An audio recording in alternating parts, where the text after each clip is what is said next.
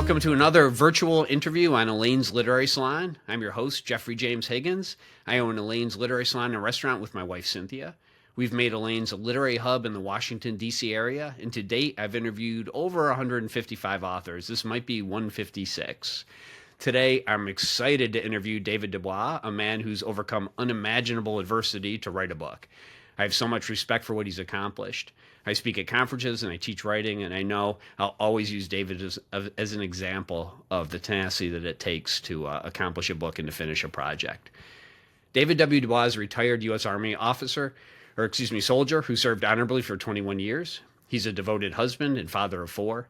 In 2022, David was diagnosed with Amyotrophic Lateral Sclerosis, ALS, also known as Lou Gehrig's disease, a life-altering moment that led him to write his debut book. David is a passionate advocate for ALS awareness and research. Through his weekly blog, mentoring, and active participation on various ALS organization committees, he offers support and inspiration to others living with the disease. With his background as a military policeman and his personal battle against a terminal illness, David brings a raw, first-hand perspective to themes of life, death, and justice. His book, Beholder of the Eyes, weaves together the stark realities of ALS, a disease that slowly paralyzes its victims, leaving only their eyes to communicate, with a haunting fictional tale of a boy grappling with the traumatic loss of his mother to the same illness. Now completely paralyzed and able to communicate only through his eyes, David continues to share his story and fight for a cure, using the only voice ALS has left him. His daughter Karina will assist us. So David, welcome, and Karina, welcome. It's good to have you both with us. Thank you for having us this afternoon. Thanks. So we've got some questions pre-planned here, so let's just get into it. I'm really excited, by the way. It's an honor to have you guys with us. So David, thank you for your extensive military service. Can you tell us where you served and what you did? I'll be reading my dad's answers. So he joined the military. He joined the Army on April Fool's Day, 1987, and retired as Sergeant First Class 21 years later in 2008. His drill sergeant told me, my drill sergeant told me I would not last 2 weeks. I guess the joke was on him. I served as a military policeman and was stationed in Germany, Korea, Hawaii, and several states in the 48. Well, thank you so much for your service. What motivated that military service? Well, that is a good question. I joined out of necessity because I was 19, living on my own, spending too much money partying. When I realized I didn't have enough money for rent in April, I did what any man would do. I ran to the nearest recruiter. I only asked for 2 things, to be an MP and to leave before rent was due. I love it. Okay. How much did your work as a military policeman influence your writing? Being an MP exposed me to crime and death in a way most people, including service members, don't see. Working in law enforcement hardens your heart. You put cuffs on people you just want to throat punch, but you can't. So you learn how to separate your feelings. As a writer, I do the same thing. Can you imagine if Stephen King could not do that? We would not have all of his works to entertain our twisted minds. Man, that is so true. I spent 25 years in law enforcement too, and the things you see are quite different. I was just picturing, when you said that, I was picturing Stephen King as a policeman. that could make for some interesting moments. Oh, yeah. So, David, you're suffering from a horrible disease. What is ALS? ALS is a psychological thriller in real life. The disease slowly kills your muscle nerves, leaving you paralyzed from the neck down, leaving your mind and eyes functional so you can see and understand everything going on, but you can't move or interact with the world with your hands. Yeah, it's horrific. When did you first learn you had Lou Gehrig's disease? My first symptoms started in April 2020 after getting a COVID shot, and I was diagnosed in June of 2021. Wow, not that long ago. How fast did it progress? My progress was fast. Within 3 months, I was slurring my words, and by April of 2022, I lost 50 pounds. In November 2022, I had a tracheostomy and lost my ability to speak, but I didn't lose my voice. I used my voice through writing. And what's your status now, several years later? Currently, I am wheelchair-bound, paralyzed from the neck down, and have 24/7 caregivers. Only have the use of my eyes left. Wow. For what you've done with those is incredible. How are you able to write with ALS? Yes, I use eye gaze technology, which uses infrared to track my eyes. I use it with an iPad and the different apps to do my writing. I use Google Docs, which allows me the flexibility I need to write and edit. I'm just picturing what this must have been like 50 years ago when we didn't have all these technological tools. How horrible. Um, so how long does it take for when you're writing for you to finish a page? I guess it would take about 6 hours to finish 500 to 750 words. My eyes do get dry and tired, and I have to take breaks in between. Yeah, I can't imagine. And and I talk to a lot of writers, and you tell them you do a page a day, you can do a book in a year. At least get your first draft out, and to have to do it like that with your eyes, just absolutely amazing. I'm really impressed by your determination. What made you decide to write a book with all the challenges you have to do so? Absolutely. I was taking a character development course with the ALS Association when I developed Clyde. The coordinator challenged me to develop it more. I decided to write the book that day. Wow, that's inspirational. And so, yeah, I talked to a lot of writers, and I think the numbers are something like 90 something or 80%, 88% of people say they want to write a book, and only a very small number actually ever finish it. I believe it's 3% ever start the book and 1% of them ever finish, something like that. It's just terrible numbers. What kept you going during the writing of this book? My daughters and my nurse, who I bounced ideas off of, and leave my kids a bedtime story. Wanted to leave us a bedtime story, a horrific one. Yeah, that's a heck of a bedtime story. I don't know if anyone's getting any sleep after this. So tell us briefly about the book. It's Beholder of the Eyes, but do it without spoilers because I'm sure people want to read it. Of course. It's a story about a boy whose life was turned upside down when his mother died and his last memories were of her eyes. He turns his memories into an obsession that turns dark and deadly. Wow, I would say so. I would. So congratulations on finishing. It's a huge accomplishment. How did it feel when the book actually was published? Because that's a big moment for writers. Absolutely. I never thought it would be published. It feels amazing, and being an independent author has allowed me the ability to become one. That is cool. We live in a time when that's actually possible, right? For so much of history, it wasn't even an option. So what surprised you most during the writing? I would say how easy this book was to write. Like, it was inside of me wanting to come out. That's how I can tell you're a storyteller. The people I know who have stories have this compulsion to tell, like they absolutely have to get the story out of them, and the story just flows through them, almost like they're channeling. That's how I can tell the difference between people who say they want to write and actual writers.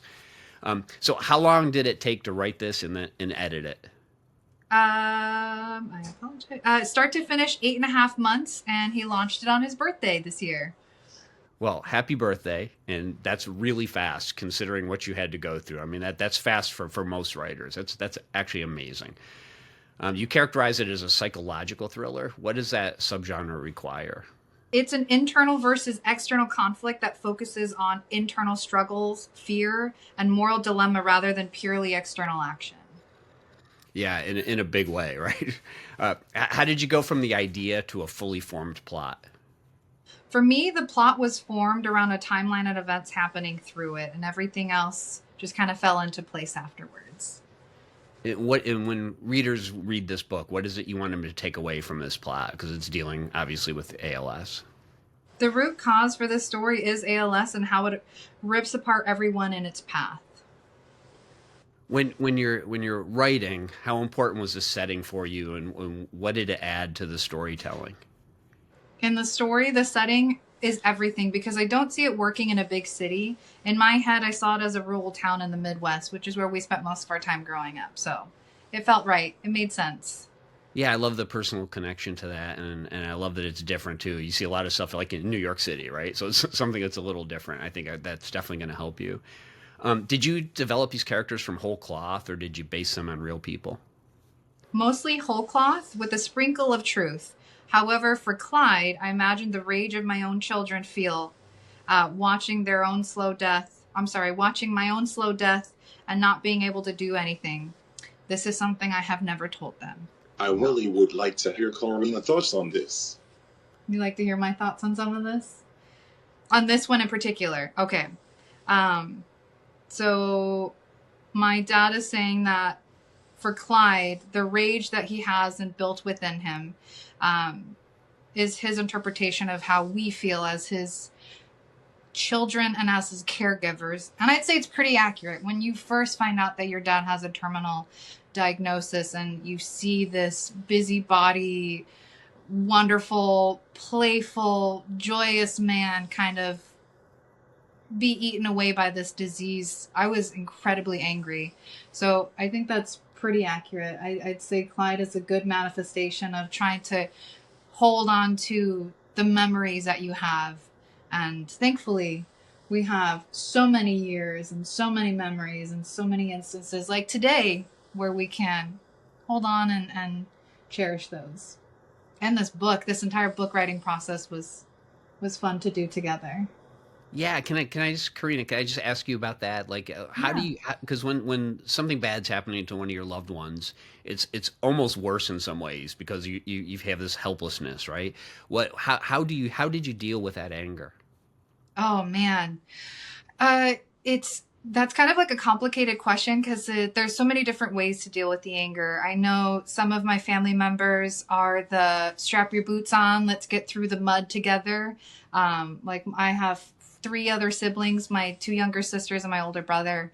For myself personally, I tried to dive into what I loved about my dad and tried to emulate that. So my dad's a big heart. He taught us, we grew up volunteering, doing Adopt an Angel, doing community work, cleaning up garbage on the side of the road with the Audie Murphy Club.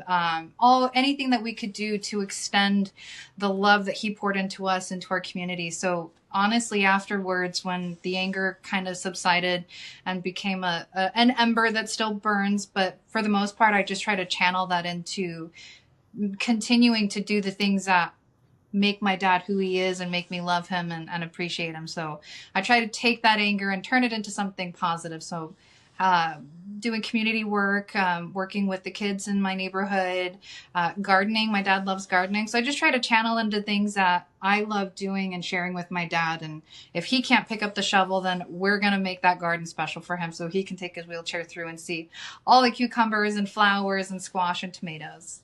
Oh my God, that is so inspiring. Both of you are so inspiring. And you said that the book itself, working together on this, was something that brought you joy. Yes, absolutely. It was myself and my younger sister Chantel. She and I were kind of the main ones. We were all in the big Google document together. When we read it, my husband and I would put little notes of, ooh, maybe we could explore diving into this. And I loved writing. I was surprised when my dad wrote this book and how great he did, because he wasn't like a big writer. He's a storyteller. He loves storytelling, but writing, this was so much fun. It was something I enjoy. My sister's a big reader. We're big nerds. And so to see my dad dive into this and do so well, it was just so much fun to watch him untangle this story and create and flesh out these characters. And it was fantastic. It was such a fun experience. I think everyone who's listening probably if they're in that same family of people who love story and love reading. And so that's really magical that this helped you guys. So David, how did you come up with the appropriate names? Because that's always so interesting in these books. Yeah, most of the first names are family or friends. The last names I thought sounded cool for characters. Funny thing is, though, that one of my sisters, was sadly salty that her character played such a small role. Oh, that's great. This book is just so personal on so many levels. Tell us about your protagonist. What does he seek? Yeah. So Clyde is our protagonist. He's the main character of the book. And the main thing that he strives for throughout this entire story is to see his mom's eyes again, to capture that memory and to feel the love in that gaze that she gave to him one more time. Oh, it's so powerful, especially with the circumstances around this. So there's one thing to be a storyteller and there's another thing to learn how to write. How did you learn this art of writing fiction? I've always been a storyteller. My kids used to invite me to field trips for entertainment. I also take classes to learn to tell stories in writing. And I can say he was absolutely the storyteller. We would take him on field trips, or even just us going on family vacation. We called it the onion. Dad would onion the entire time, and he'd tell, oh, these mountains were the mountains that Zeus came down and he threw a something. It was always some elaborate story, to the point where everybody would believe it. We'd have people joining our family as if we were one big tour group and he was the tour guide. So it was very natural for him. And writing, he fine-tuned with the classes and everything. But yeah, he's always been a storyteller. Always. Yeah, I believe people are born with it, or with that need, and I think that what you're explaining shows that, right? Like somebody, if you're a born storyteller, it just comes out of you. So there's in writing and in conferences, people are always talking about plotters versus pantsers, and people outliners versus discovery writers. Did you outline this as you went? For this book, I mostly wrote and did some outlining. So we did some outlining, but I feel like it was more of what just kind of came out of you, and then we kind of fine-tuned it from there. Yeah, I think most people are on the spectrum between those. They do a little of both. It's very rare to find someone who just like outlines completely and sticks to it, or those people who just make it up as they go without any kind of idea where they're headed. I agree. I just recently gave a class on writing, and the thing I spent the most time, like 15 minutes out of an hour class on, was writing habit. And developing that habit is super hard for all writers. How did you, David? How did you stick to your writing habit to get this book out in 8.5 months? That's incredible. I'm retired and in my chair all day with an iPad in front of me. So I write when my eyes are fresh. I stop when it's hard to focus. Sometimes it's hard and you can't just power through. But I also like to put on some old school R&B in the background. Otherwise, it's too quiet and he's stuck alone with his thoughts. Yeah, that's interesting. I listen to classical too. I mean, it's funny. I'm always curious, like neurologically, how that works with music and when people are writing. But because some people can't do it at all. Some people need total quiet. But I like it. I agree. I do the same thing. I like it too. Yeah, background noise helps Yes. to kind of, especially depending on what you're writing, it might also help to kind of place the mood. Yeah, I do different soundtracks for different types of books, and there actually is some science on background noise creating a space for creativity, and I'm not sure exactly how it works, but that is a real thing. I agree. I believe in that 100%. I love it. So, once you finished the manuscript, did you consider getting an agent and going a traditional route? Finding a traditional publisher is hard and expensive for a new writer who is not famous, or a million followers, or has a million followers and I'm not either. Maybe after this podcast I might have a chance. Yeah, I mean that is really true. It's some they take agents take something like one out of every 4,000 queries. A lot of them get between 30 and 100 queries a day. So you're right. It's a brutal process.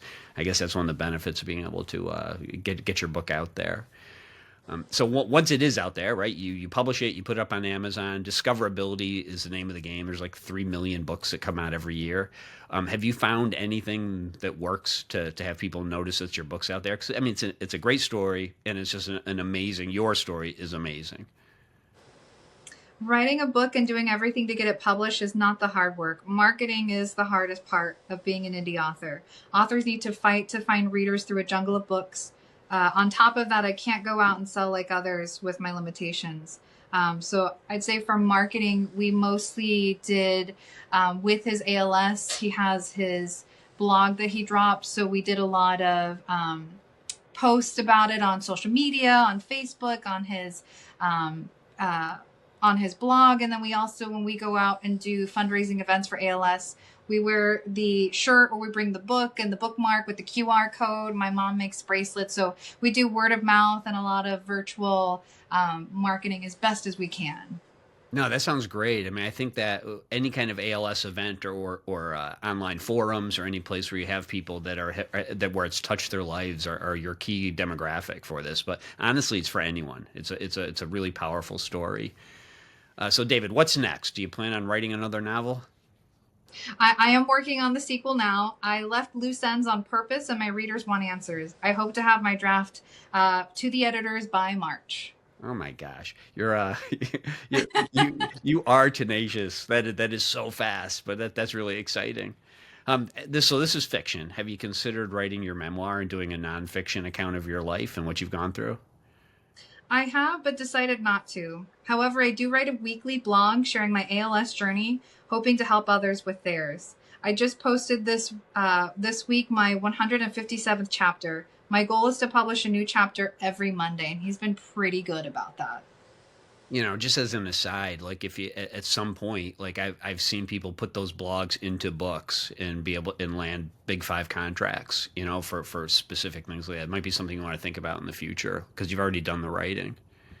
Absolutely. It's definitely something that we all are a little bug in his ear of maybe we do that. So I don't know, maybe one day you change your mind, or maybe in the future. That's something that we all think about. But I think that my dad's a fantastic writer, and he's done such a great job of taking away some of the, like, a peek behind the curtain of what it's like to be a person with ALS. And my sisters and I, some of my family members have done guest writing so that you can see as well, like how it is from the caregiver, the family member. So I wouldn't be opposed to that. If my dad ever changes his mind, I think it would be a fantastic piece of writing.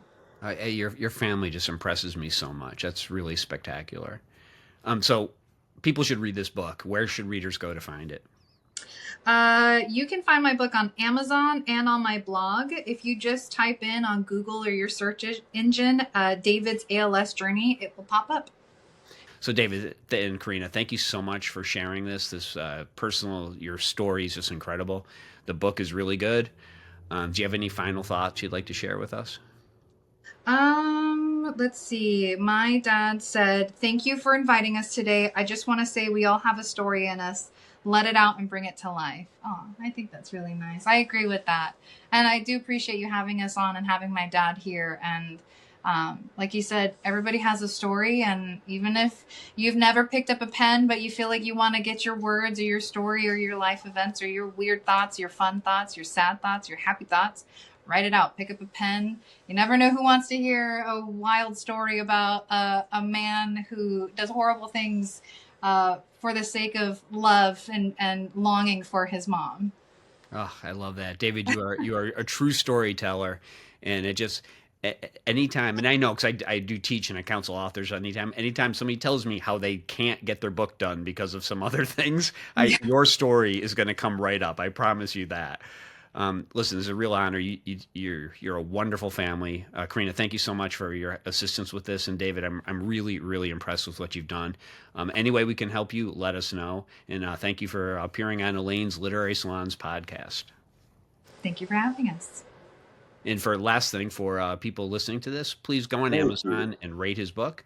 And just help it be discovered by other people. It only takes a minute. Go on there and give him 5 stars. All right. Thank you both so much. Thank you.